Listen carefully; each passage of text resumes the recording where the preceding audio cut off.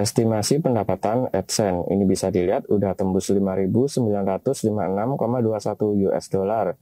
Ya setidaknya sudah cukup lumayan ya, meskipun ini cuma kerjaan sampingan. Sebenarnya hasilnya itu setiap hari. Namun yang teman-teman lihat di sini itu adalah hasil bulanan yang ada di setiap kolomnya. Namun di awal memang nggak bisa hasil langsung besar teman-teman, karena butuh merintis dan mengoptimasi hingga memiliki banyak indeks dan bisa besar untuk income yang bisa didapatkan. Jadi di awal itu ya kecil dulu, ini udah tembus di 5.900 ini, ya setidaknya di 1 tahun lebih lah fokus untuk membangun dan mengoptimasi untuk menghasilkan income sebesar ini. Namun masih bersifat sampingan teman-teman. Dan di video ini saya akan berbagi cara membangun usaha atau income menggunakan platform AdSense. Sebenarnya AdSense itu salah satu kerjaan sampingan saya yang saya favoritkan, karena hasilnya itu bisa setiap hari dan setiap bulannya bisa dicairkan dan bisa diputar ulang untuk ads ya, untuk jualan online di marketplace atau TikTok Shop dan lain sebagainya. Jadi ya kita bisa menggunakan modal dari hasil AdSense itu berkelanjutan gitu teman-teman. Jadi kalau bisa usaha itu kita putar dari hasil usaha yang lain. Ya mungkin mengawalinya kita nggak bisa langsung seperti itu, mungkin pakai modal tabungan atau apa. Kalau saya dulu diawali dari memanfaatkan uang saku yang saya dapatkan dari orang tua saya saat saya masih duduk di bangku sekolah ya tentunya. Dan untuk AdSense sendiri itu potensinya besar sekali teman-teman. Memang yang saya tunjukin tadi itu masih belum seberapa ya hasilnya, masih cuma ya 6.000 dolaran lah. Namun di akun yang lain saya sudah mendapatkan 100.000 US dollar lebih. Ini saya bukakan untuk motivasi aja. Nah ini bisa dilihat teman-teman, dalam dolar 101.290 ya. Dan ini untuk hasil bulanannya, untuk yang 9.700 ini untuk bulan Mei-nya, untuk 7.000-an ini Juni, untuk Julinya 5.000-an. Jadi ya naik secara bertahap lah. Namun di awal kita butuh kerja keras teman-teman. Dan ini kalau dirupiahkan 100.000 lah anggap ya, itu kisaran 1,5 miliaran. Dan itu usahanya dari awal lebih dari 4 tahun saat awal banget membangun teman-teman. Jadi proses itu pasti ada apabila kita membangun usaha benar-benar dari titik nol ya. Dan di video ini nantinya juga akan saya tunjukin ke teman-teman cara optimasinya, sehingga teman-teman bisa mempraktekannya. Setidaknya saya akan berbagi ilmu berdasarkan pengalaman saya pribadi, sehingga ya diharapkan bisa bermanfaat lah buat teman-teman yang masih pemula atau yang sedang mendalami platform AdSense ya. Sebenarnya AdSense tuh banyak sekali teman-teman, nggak cuma Google AdSense aja, ada Infolinks ya, kemudian Advertiser dan lain sebagainya, ada banyak sekali. Jadi sebenarnya bisa dipilih sesuai dengan yang kita inginkan lah. Misal kita ingin ads di blog, kemudian di apps ya, kemudian di custom download kayak gitu dan lain sebagainya. Namun di video ini nanti akan saya tunjukin khusus step by step cara saya melakukan optimasi, sehingga teman-teman bisa mempraktekkan di akun masing-masing. Setidaknya bisa jadi referensi lah, atau teman-teman menirukan cara yang saya terapkan, jadi teman-teman bisa tahu bagaimana langkah-langkahnya. Oke, sekarang saya akan balik dulu karena ini sebenarnya di area rumah saya ini ada insiden ya kemarin ya, mungkin angin puting-beliung atau apa, sehingga banyak sekali fasilitas umum yang benar-benar butuh perbaikan, maintenance lah, karena pohon-pohon itu banyak yang jatuh teman-teman. Bahkan beberapa rumah dan usaha-usaha yang di sekitar area tempat tinggal saya ini itu ya tertimpa pohon ya. Jadi benar-benar ya cukup parah lah intinya. Oke lah, saya akan balik dulu dan nanti akan saya tunjukin step by step bagaimana cara optimasi untuk memaksimalkan hasil AdSense. Let's go.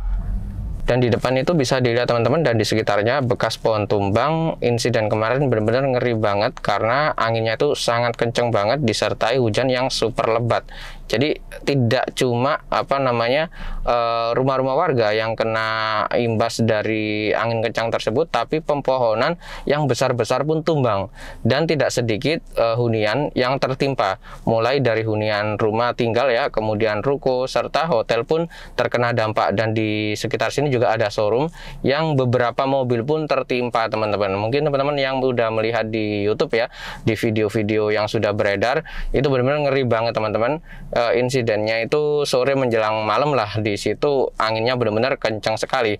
Waktu saya pulang kemarin malam itu nggak bisa masuk teman-teman sebenarnya, tapi karena ya bisa ditunggu sih, gerak cepat lah untuk maintenance-nya sehingga bisa dilewati lagi. Meskipun satu jalur dibuat selipan ya, sebenarnya ada 2 jalur, tapi yang salah satunya itu digunakan untuk ya memanage kayak batang-batang pohon itu dipindah-pindahkan ke situ agar satu jalur itu bisa dilewati. Setidaknya untuk gerak cepat maintenance di area ini ya tergolong well lah, tapi setidaknya dari kejadian atau insiden seperti ini itu kita bisa ngambil pelajaran. Kalau ada pohon besar banget dan disertai dengan kondisi cuaca hujan dan angin lebat, setidaknya kita ya menjauhlah dari pepohonan yang besar tersebut, guna untuk berjaga-jaga aja ya, berusaha untuk menghindar apabila ada terjadian yang tidak terduga, mungkin pohonnya itu rubuh dan gimana.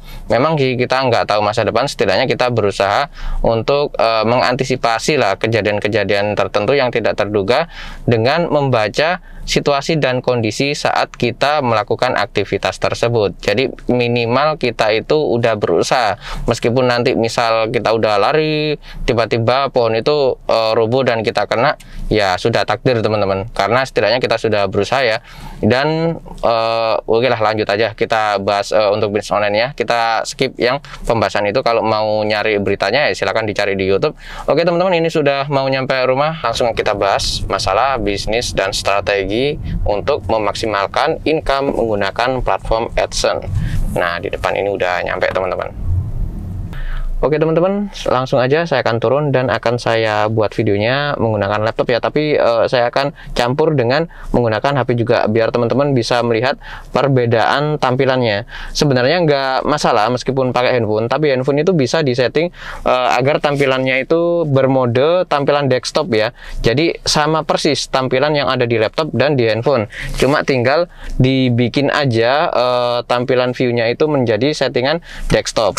Oke lah, saya akan turun terlebih dahulu dan akan saya langsung bikin video step by stepnya teman-teman. Oke lah, saya matikan dulu AC-nya, turn off engine. Saya akan keluar dulu.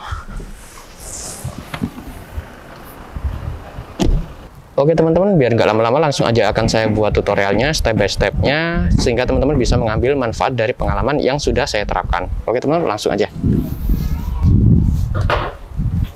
Kita awali dengan reset terlebih dahulu. Saya nyalakan laptop saya dulu, buka Google, kemudian kita tekan atau diketik Google Planner.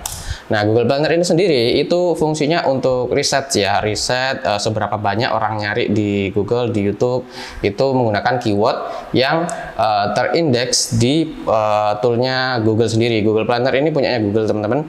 Kita, oh ya, untuk tampilan handphonenya kayak gini, bisa dilihat ya, sebenarnya sama persis, cuma untuk laptop di samping kanan ini kosong, di sini untuk detail teksnya. Kalau di handphone kayak gini ya, full layar. Kalau ingin 100% sama, maka kita tinggal opsional aja di bagian situs desktop.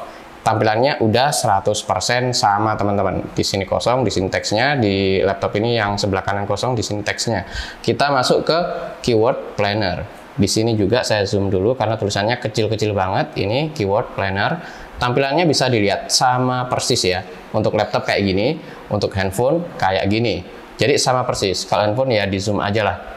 Di sini buka keyword planner, kemudian di sini buka keyword planner, ditekan aja biar tampilan layarnya itu lebih luas. Handphonenya saya taruh di bawah lah.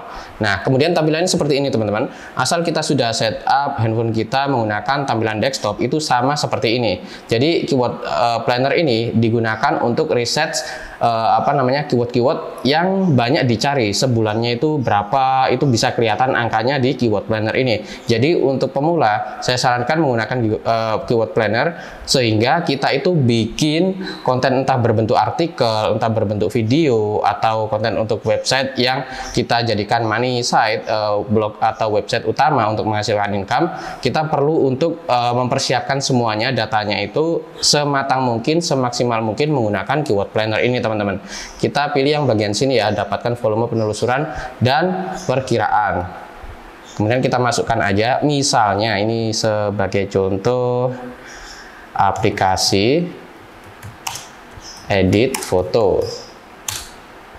Mulai Nah, ini bisa dilihat pencarian bulanannya sebulan ya, rata-rata orang yang nyari itu 10.000 sampai 100.000 menggunakan keyword aplikasi edit foto. Nah, ini saya kombinasikan sedikit dengan Shutterstock. Misalnya kita bikin foto yang akan kita jual di Shutterstock. Setidaknya ya kita bikin konten di blog atau di YouTube menggunakan keyword ini juga. Jadi kita aktivitas itu tidak sekedar jualan foto, tapi jadi konten juga. Di situ untuk jualan fotonya bisa dapat hasil dolar, untuk AdSense-nya kita juga bisa dapat dolar. Kalau pakai bahasa Inggris, kalau pakai bahasa Indonesia ya rupiah teman-teman.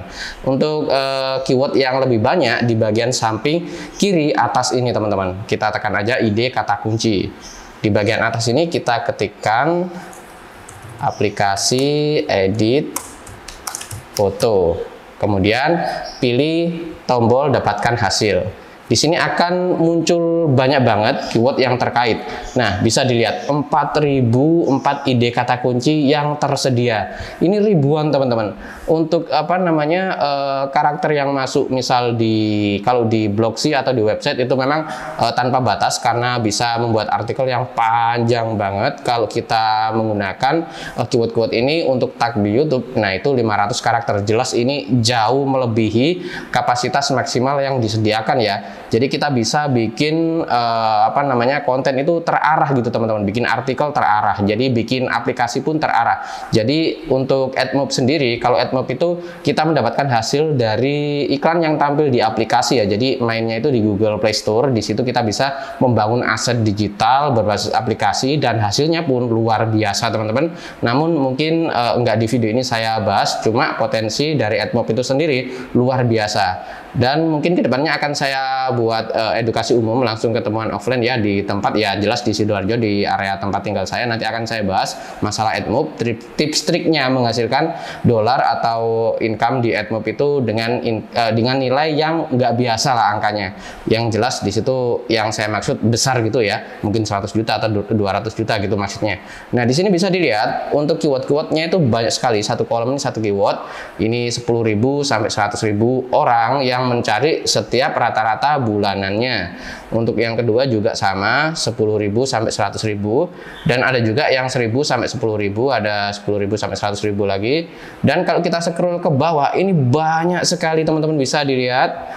Jadi kita itu disuburkan dengan data-data seperti ini, harusnya bisa membangun aset digital berbasis mungkin ads di blog ya, atau di website, atau menggunakan AdMob itu sendiri, atau di YouTube dan lain sebagainya. Yang jelas data ini tuh kalau kita nggak memanfaatkannya untuk membangun aset digital ya eman banget lah, karena ini disediakan gratis oleh Google teman-teman. Misalnya kita ambil yang ini satu, sebentar, langsung aja lah, Ctrl+C, saya buka Notepad, kita paste dan kita kasih koma. Yang pencariannya besar-besar itu kita apa namanya kumpulkan. Ini 2, kemudian ini 3. Saya copy dulu. Nah, ini ada 3 ya, sebentar saya perlebar dulu. Ini 1, dibatasi dengan koma teman-teman. 2, 3. Sebenarnya ini harus maksimal, harus banyak maksudnya. Jadi kalau kita misal bikin konten di blog ya, kita kumpulkan keyword-keyword yang banyak pencarinya ini dan kita rangkum menjadi artikel. Di situ udah jelas artikelnya tujuannya itu ya untuk menarik semua audiens yang berbasis keyword-keyword ini. Maksudnya yang mencari dengan keyword ini akan menemukan konten kita itu tadi teman-teman. Jadi itu salah satu cara untuk optimasi tahap awal ya.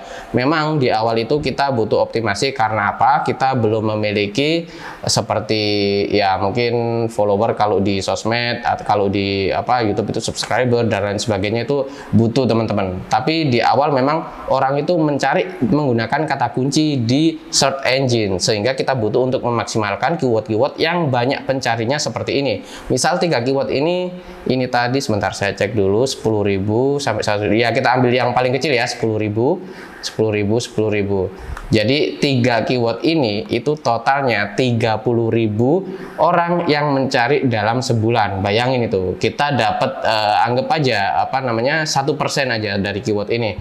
Dari 30.000 itu udah 300 ya, 300 orang yang bisa masuk ke konten kita, teman-teman. Jadi di situ bisa maksimal lah. Jadi keyword ini sangat penting banget. Setelah kita mengumpulkan keyword-keyword yang banyak sekali, ini sebenarnya di bagian bawah masih ada 1 sampai 100 dari 4004. Ini kalau kita cari, nah ini bisa dilihat, bisa di list dalam 500 listing. Nah ini bisa dilihat, biasanya banyak sekali sampai 500. Dan di samping kanan ini adalah harga dari keyword ini untuk pengiklan tentunya, karena kita untuk publishernya kita fokus pada 2 ini, kata kunci dan banyaknya orang yang mencari. Kalau ini itu untuk pengiklannya. Jadi tool keyword planner dari Google ini sudah lengkap banget sebenarnya. Cuma kita pinter-pinter kita aja lah dalam memanfaatkan tool yang disediakan oleh Google ini kayak apa. Kalau kita sekedar tahu dan kita nggak tahu cara menggunakannya, ya kayak apa ya? Kita tahu di situ ada peluang bisnis, tapi kita itu nggak terjun. Jadi orang-orang yang terjun aja yang bisa merasakan hasilnya, teman-teman. Waktu terjun pun pasti ada kendala, tapi kendala itu ya merupakan tahap-tahap seperti orang belajar dari awal, teman-teman. Sebenarnya orang itu semuanya cerdas, cuma ya yang bikin maju atau tidaknya itu biasanya pemalasnya itu tadi. Karena sifat malas itu saya sendiri terkadang terserang sifat malas ya. Cuma saya berusaha untuk memanfaatkan waktu-waktu luang tersebut agar ya maksimal gitulah intinya, teman-teman. Jadi saya harapkan teman-teman bisa mengambil inti dari sepenting apa untuk menguasai Google Planner, karena Google Planner adalah tool berbasis data, teman-teman. Jadi di situ kalau kita bisa memanfaatkan data yang sudah tersedia gratis pula yang disediakan oleh Google ini, kita bisa membangun usaha digital itu enak banget. Entah itu web berbasis toko online ya, kemudian kita ads-kan di Google AdWords berbasis data yang ada di Planner, kemudian kita bisa memanfaatkan juga untuk membangun blog yang nantinya akan kita hubungkan ke Google AdSense agar bisa tampil iklan di blog kita sehingga jadi income. Kemudian kita juga bisa menggunakan keyword-keyword tersebut untuk analisa data yang paling banyak peminatnya itu apa. Misalnya tadi ya aplikasi untuk editing foto. Nah di situ kita bisa mengulas aplikasi-aplikasi yang ada di Google Play Store, kita jadikan konten, kita post di YouTube pun bisa. Kemudian kita juga bisa membuat aplikasi tersebut, entah itu source codingnya itu beli di platform-platform yang menyediakan coding, misalnya kalau pengen instan, atau bikin secara custom dan aplikasinya dipublikasi di Google Play Store dan kita input iklan di dalam aplikasi tersebut, maka sudah bisa menghasilkan income juga. Tentu nilainya nggak sedikit, teman-teman, apabila kita bisa melakukan optimasi dengan konsisten.